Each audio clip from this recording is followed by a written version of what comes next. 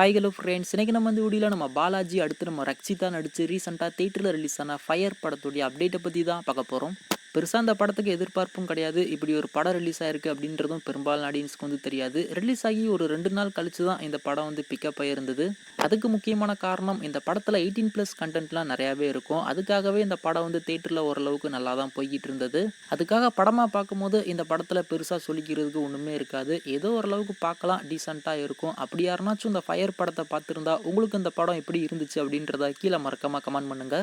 இப்போ இந்த ஃபயர் எப்போ தான் ஓடிடியில் ப்ரீமியர் ஆகும் அப்படின்னு சொல்லிட்டு நிறைய பேர் வெயிட் பண்ணிக்கிட்டு இருப்பீங்க. இந்த படத்துடைய டிஜிட்டல் ரைட்ஸை நம்ம சிம்பிளி சவுத் அவங்க தான் வாங்கியிருக்காங்க. சிம்பிளி சவுத் மட்டும் இல்லாமல் நம்ம 10 கோட்டா ஓடிடியும் இந்த ஃபயர் படத்துடைய டிஜிட்டல் ரைட்ஸை வந்து வாங்கியிருக்காங்க.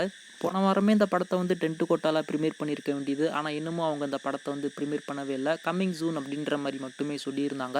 இப்போ அதுக்கு அடுத்தபடியாக த நெக்ஸ்ட் பிக் அப்படின்ற மாதிரி ஒரு அனௌன்ஸ்மெண்ட் வந்து கொடுத்துருக்காங்க. அதாச்சும் இந்த ஃபயர் படத்தை தான் அடுத்து நாங்கள் ப்ரீமியர் பண்ண போகிறோம் அப்படின்ற மாதிரி சின்னதாக ஒரு ஹிண்ட் மாதிரி கொடுத்துருக்காங்க. இப்போதைக்கு ஒரு அனௌன்ஸ்மெண்ட் வந்து கொடுத்துருக்காங்க அப்படின்னா மேபி கம்மிங் ஃப்ரைடே இந்த ஃபயர் மூவியை எக்ஸ்க்ளூசிவாக ஓடிடியில் ப்ரீமியர் பண்ணி முடிச்சிருவாங்க.